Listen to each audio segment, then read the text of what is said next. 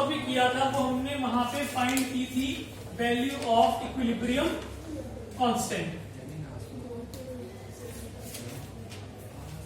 किसकी value? Equilibrium constant की value लोगों ने फाइंड की थी। हम लोगों ने कहा था कि अगर मेरे पास कोई रिएक्शन है A plus B gives C plus D और डी, और अगर मैं उसकी निकाल रहा हूं इक्विलिब्रियम कांस्टेंट की value, let it be K C. के सी इसलिए कंफ्यूजन कर जो मैंने सी क्यों लिखा है। C here stands particularly for concentrations, for concentration. कि अगर मैं इक्विलिब्रियम कांस्टेंट की वैल्यू लिख रहा हूं in terms of concentration of A B C and D, तो अगर आपको किसी भी सब्सटेंस की कंसेंट्रेशन को बताना है तो आप उसको लिखते हो इसमें स्क्वायर ब्रैकेट्स के अंदर, करेक्ट। तो जो आपके पास इक्विलिब्रियम कांस्टेंट है वो क्या था? Product of products, product of products. जो आपके प्रोडक्ट है सी और डी, उनका आपस में मल्टीप्लाई, और अगर उनकी कोई स्टोइचियोमेट्री है वो कहां जाएगी? उनकी पावर में। वो कहां जाएगी? उनकी पावर में। डिवाइड बाय कौन बचा? रिएक्टेंट। रिएक्टेंट की कंसेंट्रेशन का product raise to power their coefficients. यही किया था लास्ट लेक्चर में कि आपके पास इक्विलिब्रियम कांस्टेंट क्या होता है? इक्विलिब्रियम कांस्टेंट आपके पास है product of product raise to power their stoichiometry coefficients divide by product of reactants raise to power their stoichiometry constant equal to equilibrium constant. अब खास बात यह है कि ये जो आपका इक्विलिब्रियम कांस्टेंट है, इट इज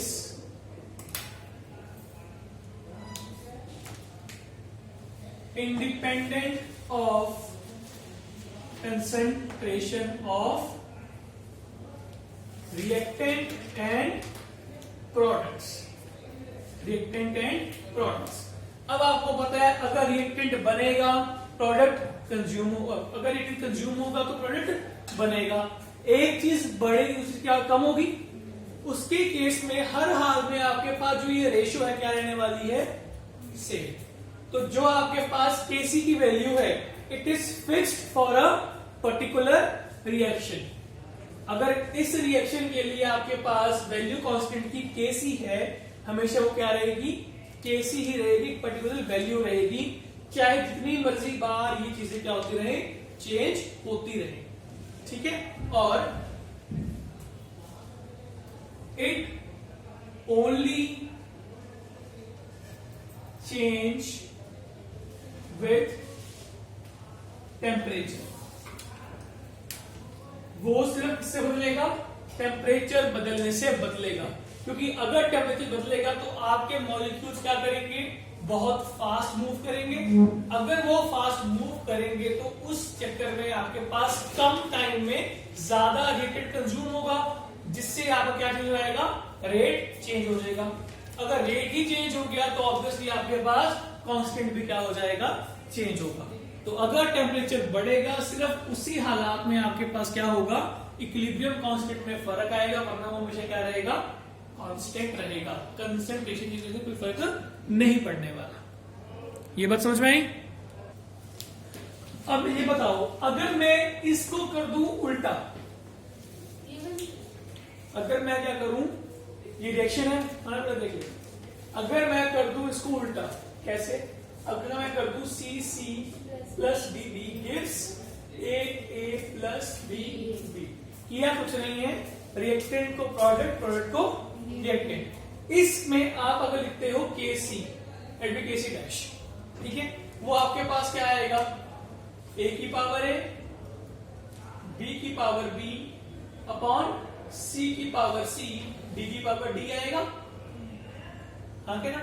अब इन दोनों को आप किस तरीके से रिलेट कर सकते हो?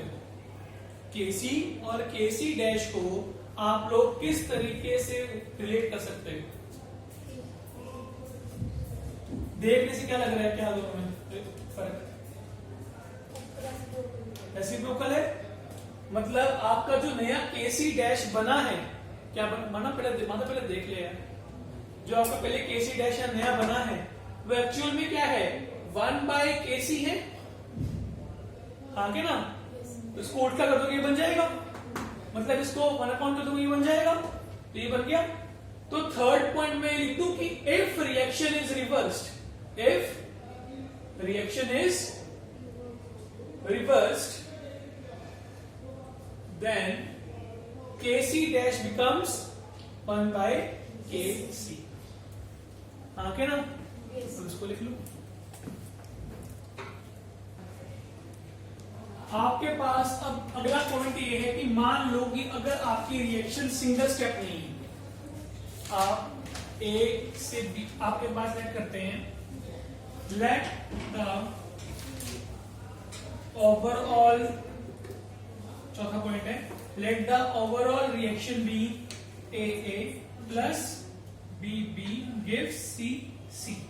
ये क्या आपकी ओवरऑल रिएक्शन है, लेकिन ये रिएक्शन एक ही स्टेप में नहीं हो रही। मतलब फर्स्ट स्टेप में आप अगर ए को अगर आप ए में कोई एक्स डालते हो तो जाके आपके पास क्या बनता है, कोई सब्सटेंस आपके पास, मतलब ए अगर है, ए टूटता है to form a substance X, ठीक है। X combines with B to form C। आपके पास ये रिएक्शन है, मतलब अगर आपको रिएक्शन पूरी करनी है उसके लिए आप कम से कम ये 2 स्टेप्स करने पड़ेंगे। तो सर हाफ नहीं है, कौन सा हाफ है? डिग्री तो डाला नहीं आपने। तो मैंने कब कहा कि मैं रिएक्शन नहीं दे रहा हूँ? कहा मैंने बात की? वो सबसे ऊपर लिखा था वो। मैंने कहा क्या बहुत लोगों ने क्यों लिखा यहाँ पे लेट द रिएक्शन भी? मैं रिएक्शन मान रहा हूं कि रिएक्शन क्या है मेरी, ए प्लस बी गिव्स सी। अब इसको करने के लिए मेरे को करने पड़े 2 स्टेप्स, कि पहले ए से क्या बनेगा x, फिर x से क्या बनेगा c। अब इस पार्ट के लिए मेरे पास कोई KC1 आएगा, इस पार्ट के लिए मेरे पास कोई KC2 आएगा। तो जो इसका पूरी रिएक्शन का ओवरऑल KC होगा, it will be product of each KC. जितने भी आपके पास स्टेप हुए हैं उन स्टेप्स का जितना भी आपके पास हर स्टेप का कांस्टेंट बना होगा, उनका जो प्रोडक्ट है वो क्या बना के देगा, ओवरऑल कांस्टेंट।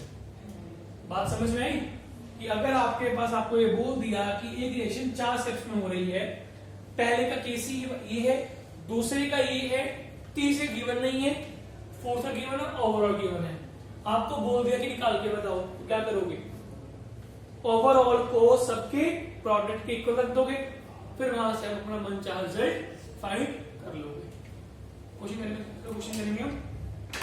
चौथा पॉइंट लिख लो कि लेट द ओवरलेशन पे दिस, तो आपकी लिख रहे लिख लेना ये चीज कि if the reaction is multi-step, then the equilibrium constant of overall reaction will be the product of equilibrium constant of each step।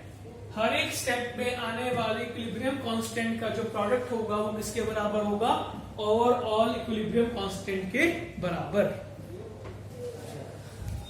Point number 5, आपके पास होती है एक टर्म जिसका नाम होता है catalyst.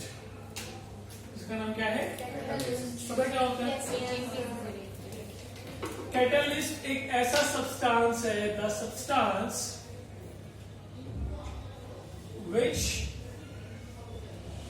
increases the rate of, मतलब वो रिएक्शन की स्पीड को फास्ट कर देता है। मतलब वो ऐसा लगा लो कि एक रिएक्टेंट्स को शॉर्टकट रास्ता प्रोवाइड करता है कि वो अपने रिस्पेक्टिव प्रोडक्ट पे पहुंच जाए। ठीक है, टाइम पीरियड क्या होता है, कम हो जाता है। मान लो अगर मैं बताता हूं आपको, अगर आपको H2+O2 बनाना है मिलके वाटर,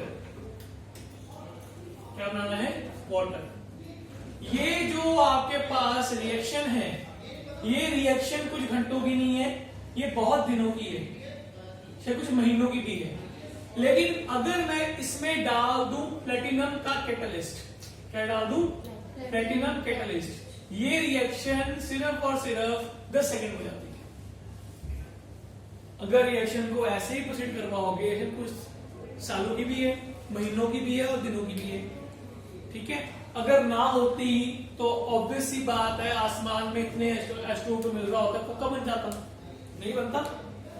मैक्सिमम तो बनता है जब चमकती है बिजली, जब चमकती है बिजली चमकती है। क्यों? बिजली प्रोवाइड करती है उसको एक्स्ट्रा हीट, बहुत हाई वोल्टेज का करंट, जिससे रिएक्शन बहुत ज्यादा फास्ट। दूसरा तरीका क्या है, अगर लैब में करना है, अब लैब में इतनी वोल्टेज होगी फ्यूज पूछेगा, ठीक है। तो इसके लिए क्या करते हैं, उसमें क्या डालते हो?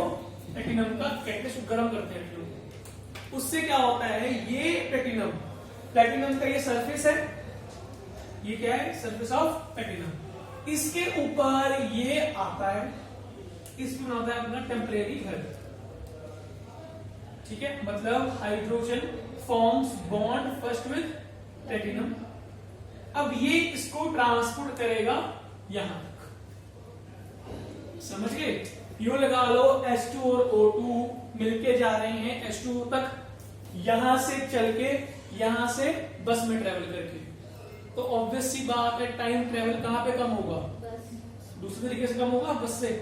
तो आपके प्रोडक्ट एक्ट कर रहा है एज ए ट्रांसपोर्ट एक्ट कर रहा है, जिसके थ्रू वो लोग जल्दी प्रोडक्ट तक पहुंच रहे हैं।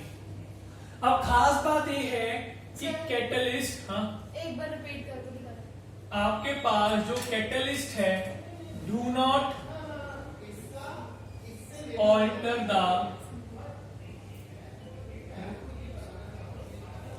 The equilibrium constant, do not alter the equilibrium constant. वो कभी भी रिएक्शन के इक्विलिब्रियम कांस्टेंट को ऑल्टर नहीं करता, क्योंकि वो किसी भी हालात में आपके पास कंसंट्रेशन को चेंज नहीं करना। अगर चेंज कर, मतलब उसका जो टेम्परेचर है वो उसको चेंज नहीं कर रहा। जो कैटलिस्ट है वो किसी भी हालात में टेम्परेचर को चेंज नहीं कर रहा। और हमने पढ़ लिया है कि Kc is only dependent on temperature. तो अगर टेम्परेचर बढ़ा होगा सिर्फ उसी हाल में क्या होना है, आपका Kc बदलना है, वरना नहीं बदलना। और कैटलिस्ट कभी भी सिर्फ क्या कर रहा है, उसको रास्ता अलग से प्रोवाइड कर रहा है, लेकिन उसको गर्म नहीं कर रहा। अगर आप गर्म करोगे तो उस केस में आपके पास Kc भी क्या हो जाएगा, चेंज हो जाएगा। अब मैं क्या बोल रहा था कि आपके पास जो कैटलिस्ट है वो एक ट्रांसपोर्ट की तरह एक्ट कर रहा है रिएक्टेंट के लिए, ताकि वो प्रोडक्ट तक बहुत जल्दी पहुंच जाए। समझ में आई बात? अगर वो जाएगा खुद ब खुद, उसको लगना है टाइम। अब वो चाहे 1 मिनट हो, चाहे 1 दिन हो, चाहे 1 साल हो। लेकिन अगर आपने क्या डाल दिया कैटलिस्ट, ये उसका सरफेस है, हाइड्रोजन इससे बॉन्डिंग करेगा पहले, फिर वहां से ऊपर से ऑक्सीजन आएगा, वो इससे बॉन्डिंग करेगा, वो क्या बना लेंगे, वाटर को बना लेंगे। तो इस केस में आपके पास जो ये वाले बॉन्ड बनते हैं, ये होते हैं आपके वंडरवॉल बॉन्ड्स, ठीक है। वंडरवॉल फोर्सेस है, ये आपके पास क्या है, वंडरवॉल फोर्सेस, ठीक है। और ये जो प्रोसेस, एक होता है आपके पास एब्जॉर्प्शन, एक होती है एड्सॉर्प्शन। एब्जॉर्प्शन होती है कि अगर कोई चीज पूरी उस चीज को सोख ले, जैसे स्पॉन्ज है, अगर आप स्पॉन्ज रखो पानी में तो पानी सोख लेगा और पानी स्पॉन्ज के पूरे हिस्से में फैल जाएगा, उसकी पूरी बॉडी में फैल जाएगा। लेकिन अगर आप यही काम करो चौक के साथ, आप चौक को इंक में डिप करो, उसको बाहर चौक को तोड़ दो, आप देखोगे कि चौक बाहर से ब्लू ब्लू हो गया है, अंदर से भी क्या है, वो व्हाइट ही पड़ा है। क्यों? क्योंकि जो इंक है वो अभी तक अंदर गई नहीं है, मतलब कहां पे रह गई, वो सरफेस पे रह गई। तो उस जो आपका चौक है, चौक इज एक्ट एज एब्जॉर्बेंट, उसको हम क्या बोलते हैं, एब्जॉर्बेंस बोलते हैं। क्या बोलते हैं? मतलब जब कोई चीज दूसरी चीज के ऊपर जाके जमा हो जाए लेकिन उसकी बॉडी में ना जाए, सिर्फ सरफेस पे ही रह जाए, उसको हम क्या बोलते हैं, एब्जॉर्प्शन। एब्जॉर्प्शन क्या है कि जब पूरी की पूरी बॉडी में इक्वली डिस्ट्रीब्यूट हो जाए, वो आपके पास क्या है, एब्जॉर्प्शन है। ये एब्जॉर्प्शन, वो एब्जॉर्प्शन, ठीक है। तो अगला पॉइंट लिख रहे हैं